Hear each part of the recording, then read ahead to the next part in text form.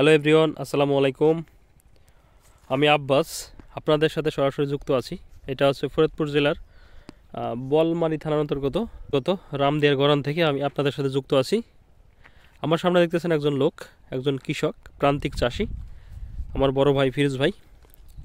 এই যে জমিগুলো আপনারা দেখতেছেন, যে পেঁয়াজ, এত সুন্দর পেঁয়াজ, আর যেদিকে তাকাবেন এই সব জমি কিন্তু ফিরোজ ভাইয়ের। এই জমি কিন্তু সমস্ত পেঁয়াজ কিন্তু ফিরোজ ভাই রোপণ করছে। তা আসলে এত সুন্দর পেঁয়াজ দেখার মতো, দেখেন আসলে আপনাদের আমি দেখাই কত সুন্দর।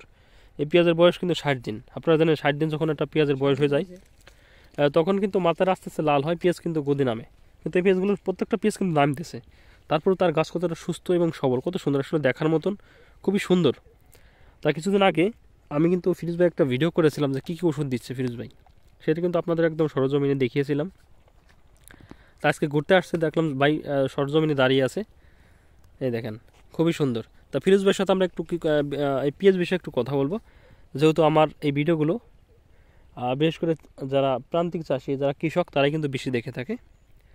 তা সরাসরি তার সাথে আমরা একটু কথা বলবো, আশা করি ভিডিওটা কন্টিনিউ করবেন। ভাই আসসালামু আলাইকুম। ওয়ালাইকুম আসসালাম। কেমন আছেন ভাই? আলহামদুলিল্লাহ। তা ভাই আসলে আপনার পেঁয়াজটা আজকে দেখে আমার মনটা খুব ভরে গেল, কারণ এত সুন্দর পেঁয়াজ, কারণ আপনার 60 দিন প্লাস বয়স, আমার যতটুকু মনে হয়, আসলে কোনো মাথা পোড়া নাই, গাছগুলো কত সুন্দর কালো। আল্লাহ পাকের ইচ্ছা ভাই। এবং আপনার পেঁয়াজগুলো দর্শক দেখেন, এই যে পেঁয়াজগুলো কিন্তু নামতেছে, আপনাদের আমি দেখাই একটু, এই যে দেখেন, এই যে কিন্তু পেঁয়াজগুলো সে নামতেছে, প্রত্যেকটা গুটি চলে আসছে। এই অবস্থায় তার পেঁয়াজ কিন্তু মাথা পুরো নাই এবং খুব সুন্দর, আসলে গাছগুলো সোজা ভাই। তা ভাই আসলে আপনি কয়বার ওষুধ দিচ্ছেন এই জমিতে? এই জমিতে হলো গড়ে ভাই ওই একবার এই শীত থেকে শুরু করে 4 বার চলে গেছে। 4 বার অলরেডি শেষ। আর দেওয়ার কোনো আশাও নাই, আর দেব না। আচ্ছা, আপনি 60 দিন পর্যন্ত, মানে 50 থেকে 55 দিনের ভিতরে ট্রিটমেন্ট দিয়ে ছেড়ে দিয়েছেন? আর পেঁয়াজ। আচ্ছা, কারণ আমরা যতটুকু জানি যে পেঁয়াজ 3 মাসে একটা ফসল, 90 দিনের, যেহেতু আপনার 2 মাস কিন্তু চলে গেছে, এখন আপনি দিয়ে দিয়েছেন যে এখন আর আমি দেবো না, যাতে গাছটা সুস্থ থাকে, এমনি আস্তে আস্তে পেঁয়াজ দামে, তাই না? আপনার পেঁয়াজ কিন্তু অলরেডি নামতেছে, ততটুকু আমরা দেখলাম।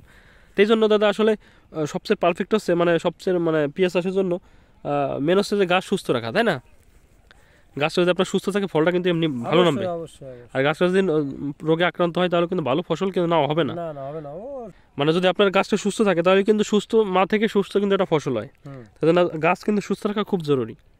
এই জন্য আস্তে আস্তে মাত্রা লাল হবে, আস্তে আস্তে পেঁয়াজ কিন্তু নামে যাবে, তাই না? আমার যতটুকু মানে পেঁয়াজ পাখি গেলে আপনার গাছটা কালো থাকবে। আমার মনে হইতেছে এবার তাই, এবার তো বেশি গাছ কালো প্রচন্ড। গত বছর এই সময় হয়েছিল। আচ্ছা, হাইট কম কিন্তু গাছের ভালো, ডক্কায়দা ভালো। আচ্ছা, ডক্কায়দা ভালো। তা ভাই আপনি কি জৈব সার ব্যবহার করেন? জৈব সার দিছিলাম এবার পাখিতে 2 বস্তা। 2 বস্তা? হ্যাঁ। তা আমার যতটুকু মনে হয় ভাই, আসলে আপনি একদম সবাই যে যা দেয় তার সাথে কিন্তু ডিফারেন্ট কিছু দিয়েছিলেন আপনি। আমি যা 7 পাখি বুঝি 7 বস্তা সার আমার এক বড় বাইরেতে বুনইছিলাম। আচ্ছা। আর জৈব সার দিছিলাম পাখিতে 2 বস্তা, এই হলো আমার সারের দেয়ার।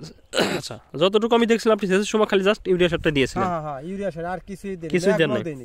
না, দেন নাই, কারণ আসলে গত বছর আপনার সার হয়ে গেছিল পেস্টটা, তাই না? এজন্য আমি এবার সারই কিনিনি, রাগ করে সার কেন না, এর জন্য কিন্তু দেখেন পেঁয়াজ আসলে বেশি সার লাগে না কিন্তু। তারপরেও সার মারার দাম অনেক, টাকা পয়সার সমস্যা।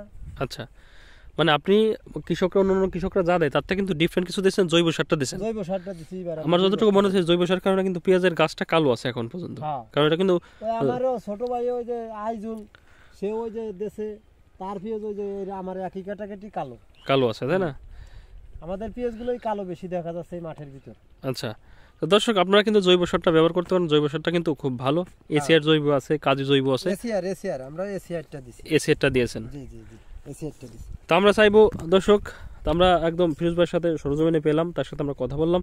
তো আপনারা যারা পেঁয়াজ চাষ করে থাকেন, এবার তো চলে গেল, আগামী বছর আপনারা পাখিতে 1 বস্তা করে জৈব সার দেবেন, তাহলে ভালো রেজাল্ট পাবেন। আর দর্শক, একদম সরজমিনে এসে কিন্তু প্রান্তিক পর্যায়ে কৃষকদের সাথে আমরা কথা বললাম এবং তাদের মতামত জানার চেষ্টা করলাম। তো দর্শক, আমার এই ভিডিওটা যদি আপনাদের ভালো লাগে, অবশ্যই একটা লাইক করবেন, একটা শেয়ার করবেন, আমার চ্যানেলটাকে সাবস্ক্রাইব করবেন। তো সবাই ভালো থাকবেন, সুস্থ থাকবেন, দেখা হবে আবার অন্য কোনো ভিডিওতে। আসসালামু আলাইকুম।